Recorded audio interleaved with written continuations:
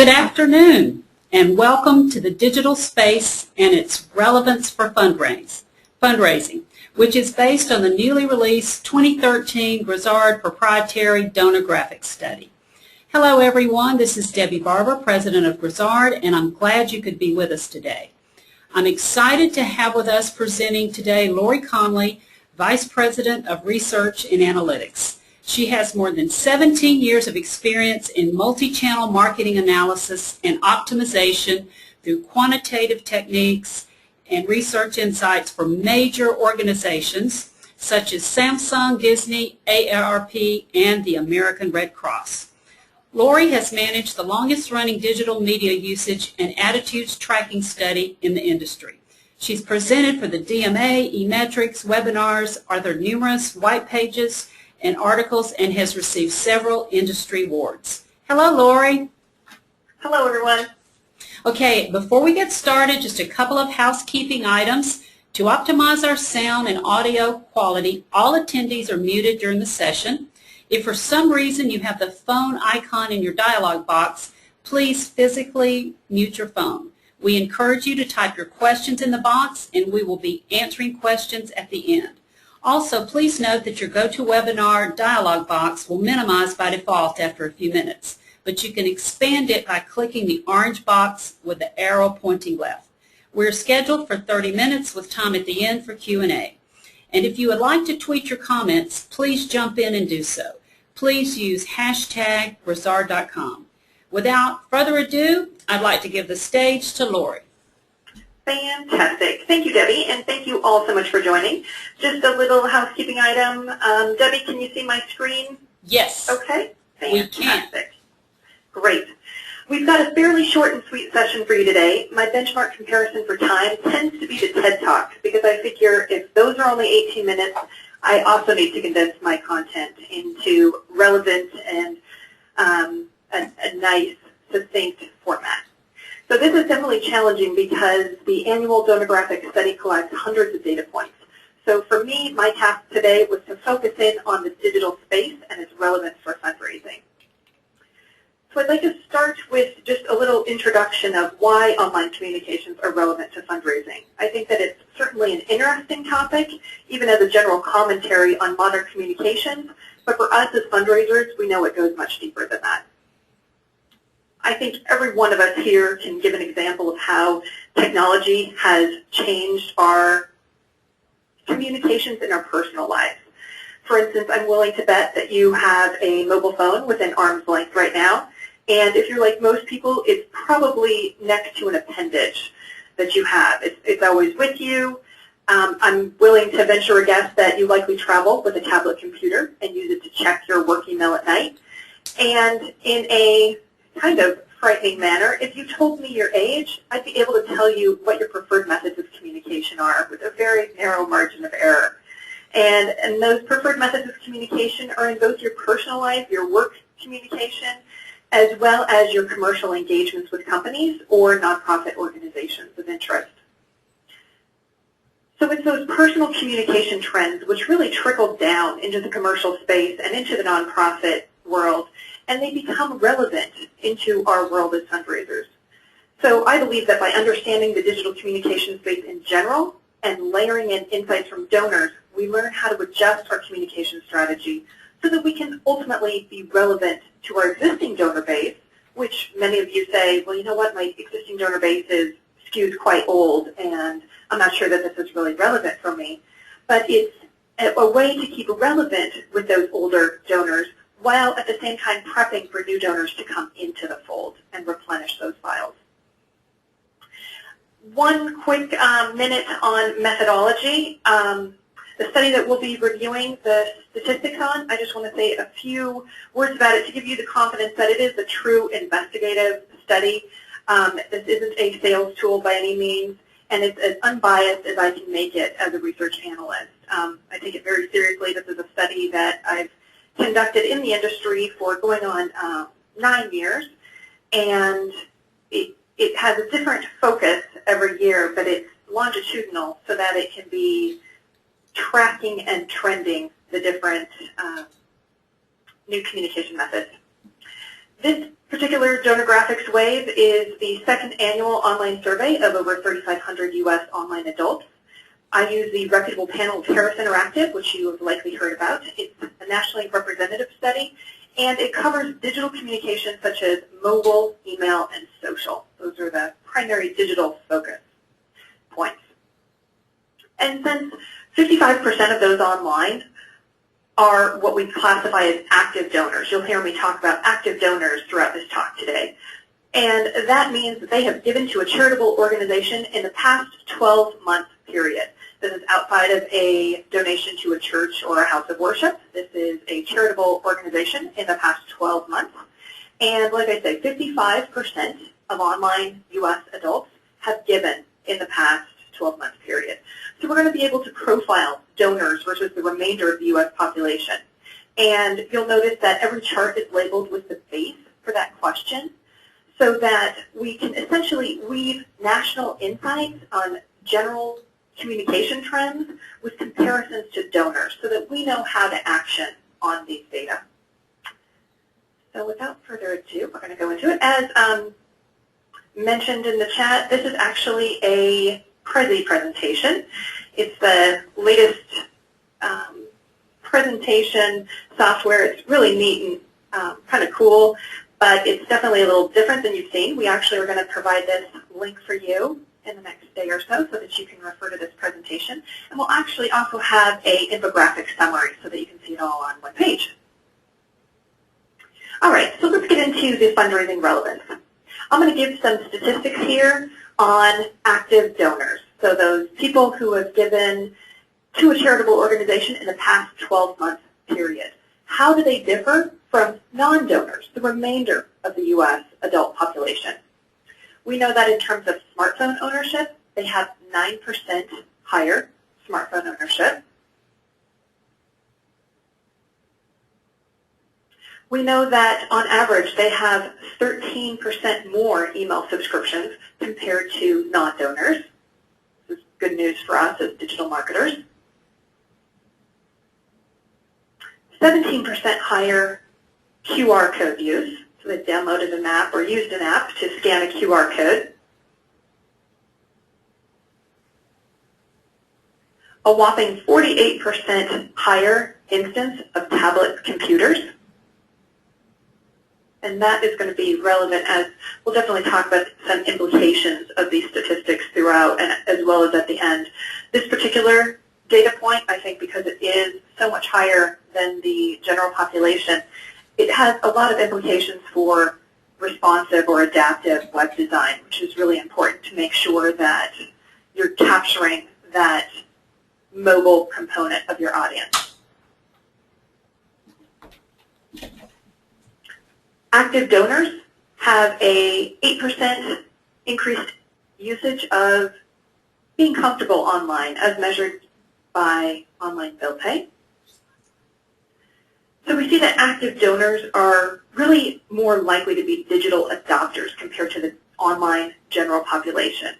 And that truly makes the fact that the digital landscape is so relevant to fundraising because our desired base, our donors who have given in the last 12 months period, they're more digitally savvy. So we need to meet them in their preferred environment. Let's dig into some details of the study. We're going to talk about some digital communications in terms of email and texting. And overall, we know that 88% of U.S. online adults receive opt-in email. And this is the one statistic you'll hear me say today that has very little difference between ages. As I mentioned in the introduction, if I knew your age, I would be able to tell you with a relatively high degree of certainty what your preferred method of communication is in general, whether it be personal or with companies or organizations of interest. There's so much predictive power with age that it's really quite shocking. However, because email is one of the oldest and most mature programs in the digital communication space, we know that it's mature to the point where there's really not a lot of difference in terms of penetration. We know that there's some differences in usage. So for instance, that second bullet point there, those who have opted in to email, they receive from 29 companies or organizations. But it's slightly less for those ages 18 to 29. They receive only 21, they receive email from 21 companies or organizations on average. So there's a bit of a difference there for the younger generation. However, when you look at penetration of email, it's very, very similar. Let's go to the next slide, which shows a bit more detail. So as you can see on the top line there, the orange red line, the receive opt-in email, it goes from 85% on the left-hand side, representative of donors 18, or excuse me, U.S. online adults 18 to 29. And as we go on up to the 65 and older crowd, you see that that line is very horizontal, meaning it doesn't have a lot of variance between the groups. And like I say, that's pretty shocking for this study because there's so many age differences for any communication method. The average number of subscriptions, so how many subscriptions they opt into, this is representative of the number of companies or organizations that send email by age. That's what we're looking at in the yellow lower line. We can see that there is some variance, some difference there between the age groups, but by and large, it's pretty narrow considering what we'll see going forward. So again, email, pretty ubiquitous. It's used by all age groups. It's something that many age groups can actually agree on.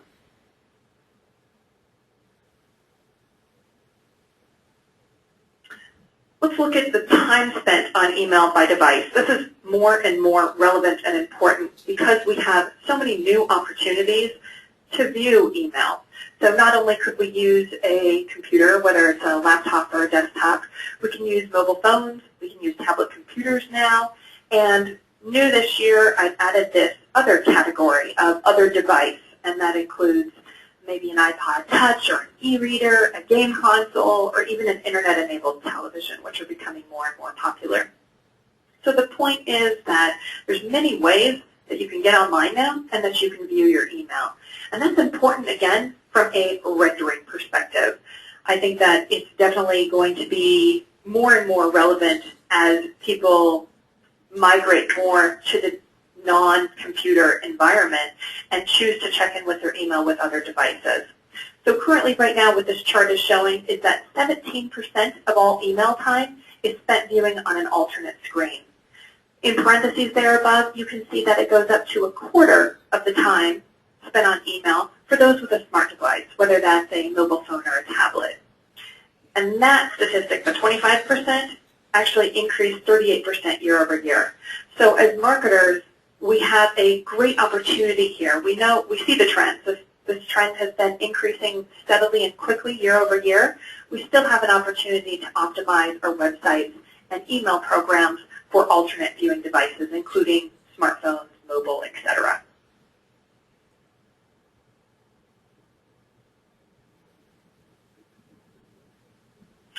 All right, let's look at one of the larger age differences, and that is texting. This one is kind of humorous to me because there's been a bit of migration over the years, and actually a solid bit in terms of when you look at percentage growth rates, but it's still such a disparity between the ages, and that is texting by age. So our first statistic there in red is just whether or not they own a mobile phone, i.e., are they able to text? And you can see that the percentage of the population who owns mobile phones is about 94% for the younger generation of 18 to 29, and it goes down just a tick to 87% when you're looking at 65 and older. However, those who text message in general, the yellow lines and boxes, we see that 91% of those 18 to 29 text, and it goes down to just 35%, 65 plus. So as you can see, big differences between the ages, but I do remember just a few years ago when the percentage who text messaged 65 and older was only about 3%.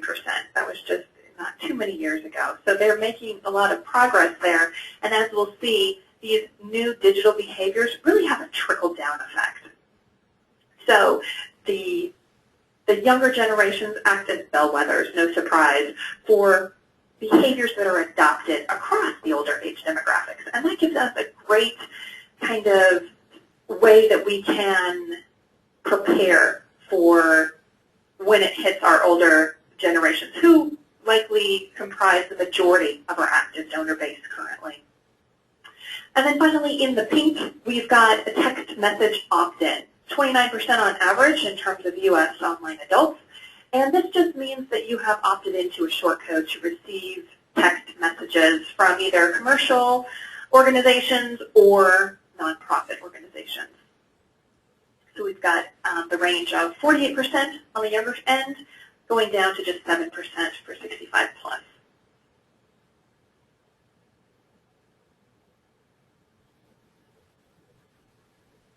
All right, let's talk about smart devices. And when we talk about smart devices, we are specifically talking about smartphones and tablets. Those devices able to access the internet is a typical definition of this. Overall, 55% of online adults own a smartphone. That means they are able to access the internet using this phone. It typically has a keyboard of some sort, whether it's virtual or actual. There are large differences by age, you can see here. The curve that we see here, the adoption curve, you see that it increases just a tick for the 30 through 39 group. I call this the professional curve, meaning that a lot of people who are in their budding professional years use a smartphone for work. So this is one of the reasons for a bit of a tick up above the youngest generation of 18 to 29. We've also got a narrowing gap, but it's definitely a monetary reason as well, that those who are 30 plus tend to have a little bit more discretionary income, so which makes a difference for this type of purchase.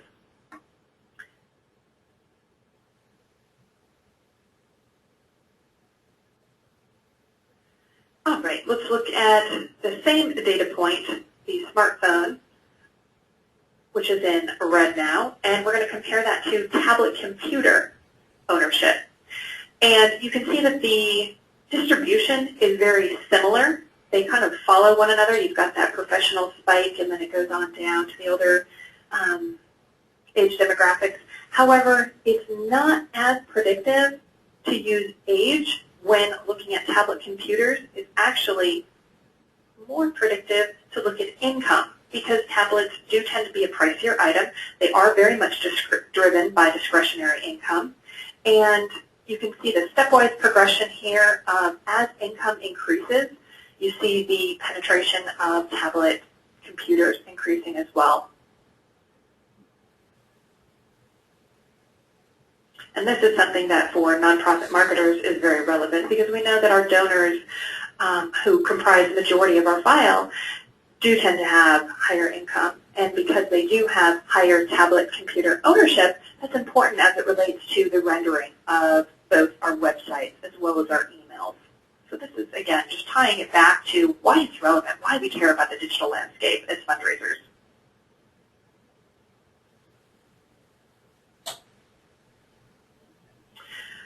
All right, interesting statistic here. 46%, nearly half of smartphone owners have used an app to scan a QR code to get more info. I think that QR code is kind of a novelty really right now, and we'll be delving into next year's wave in terms of sustained usage, because I'm not convinced that there's a lot of sustained usage with QR codes. Again, it tends to be more of a novelty, and people try it, have mixed experiences with it, and it seems like a lot of people have ceased using it. So we're going to delve more into usage next wave.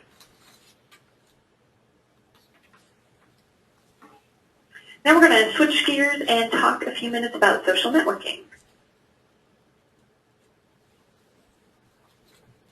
Overall, when looking at site use, here's basically the penetration of the largest social sites, the ones most used. Facebook, no surprise, is in the lead. It's used by 73% of U.S. online adults, at least monthly. YouTube is the next site at 53%. Google Plus and LinkedIn are about the same, low 20s. Twitter 20%, so that's seen quite a bit of an increase over time, but it's still very relegated to certain demographics, it seems. Twitter tends to attract more of a higher educated person. YouTube, not too surprisingly, attracts a younger male. And then, of course, we've got blogs and Pinterest near the bottom there with 15 and 14% respectively. So just kind of a level setting here of the popularity of the different social sites. But taking it one step further for relevance to nonprofit fundraisers, we're going to look at some different information. First, here's just a profile of the average age. I was really surprised here that the Google Plus and Facebook were the same age. I was quite honestly really surprised at that. I expected Google Plus to be a lot lower age, especially since there's a lot of older people on Facebook who use it to keep tabs on family pictures, grandkids, that sort of thing. So I was very surprised that Google Plus had the same average age. LinkedIn, the average age of 46, not too surprising. It skews professionally. Twitter of 38. Blogs 41, again, tend to be more of the highly educated audience that reviews and follows blogs. And Pinterest at 40, just slightly less, 5 years less than the ubiquitous Facebook.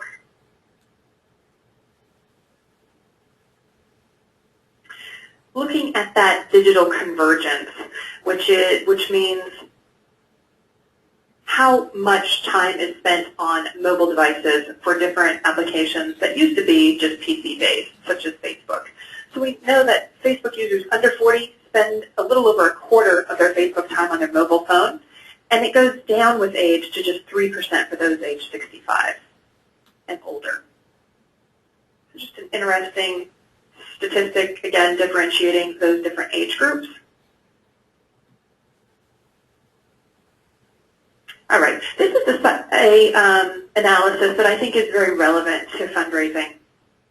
We saw on a few earlier slides the general penetration. If we wanted to reach the biggest audience size, we would of course go with Facebook, who's the leader in social networking right now.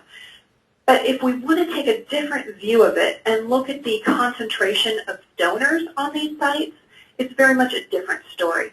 So let me set this slide up a bit. You can see in the footnote there that on average, 55% of U.S. online adults are 12-month active donors. So a site that has less than 55% of donors on its site is going to index less than 100. And conversely, a site that has a higher proportion of donors on its site is going to index higher. So we know that an index of 100 is just an average concentration. That means they have 55% of donors on their site. And in the case of the top leader, LinkedIn, with an index of 123, that means they have a 23% higher concentration of donors on the site. So again, it's weighing not only audience size, because we know that Facebook is where it's at in terms of audience size, but you can see that it's actually very, very average in terms of being representative of the overall population. It doesn't really pop in terms of being able to target donors any more than Twitter or YouTube. However, as we go up higher, looking at LinkedIn and blogs and Google+, the first two tend to be more affluent, highly educated donors, and so because of that, it tends to be a good spot to find those people who are actively donating. So that one I think is a very actionable analysis in terms of creating social strategy.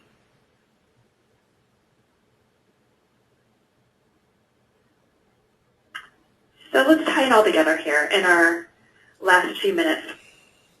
Research studies are great, but at the end of the day, hopefully it's interesting and intriguing data points, but we really want to wrap it up. How do we use this for additional strategy points in our fundraising programs? First of all, email marketing. You guys, if you've heard me talk before, you know that this is kind of a standard that I talk about.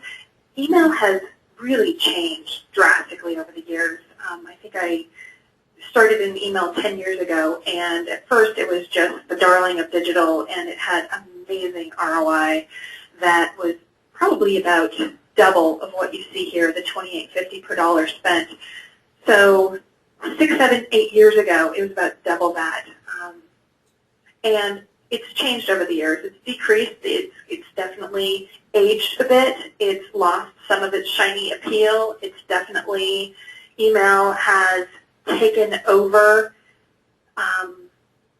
in terms of commercial and organizational content, whereas remember when email came about, it was a personal communication tool. And then different commercial applications got on and used it a lot, and nonprofits followed suit. So it's definitely a more crowded, mixed environment. But that said, it still is #1 in terms of direct marketing ROI. It's currently about just under $29 per dollar spent in general reading it.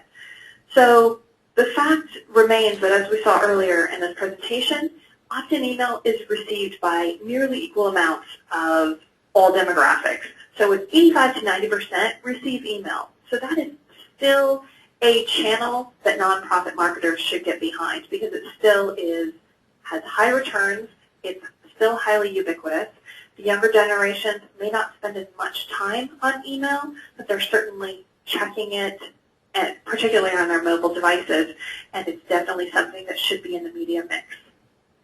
And I think that email is pretty ubiquitous in the media mix, but I think that this really bodes well for continuing that investment in the media mix, because it is kind of the backbone of opt-in email communications, or opt-in conversations, I should say.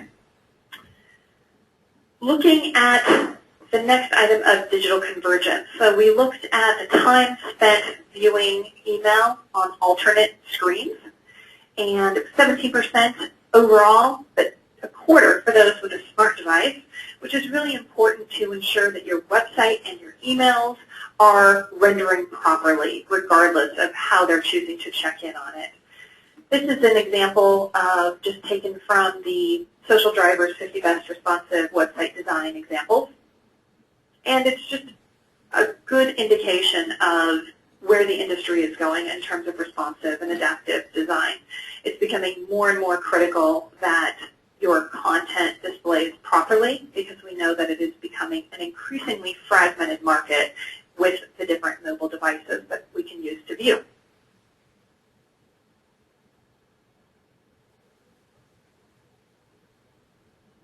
Channel targeting. So as I mentioned, the younger demographics are truly bellwethers for digital adoption in older age groups.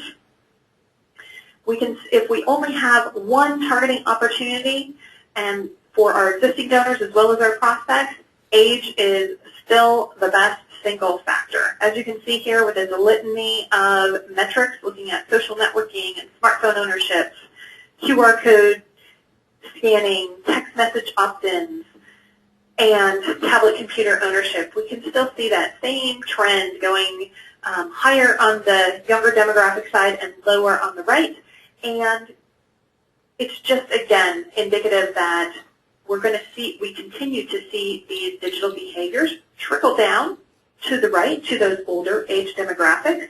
And that allows us as nonprofit marketers, more so than in the commercial space, to really get our digital products and services together by the time that it's really relevant to our current donor base.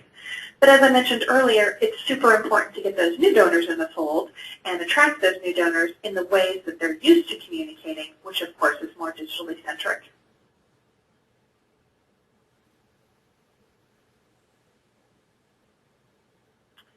All right, just tying it up here, we've got, I could show a bunch of different pies, but that would be a bit visually overwhelming. So what I did is I just looked at the differences in communication preferences, younger on the left-hand side, ages 18 to 29, versus older on the right-hand side.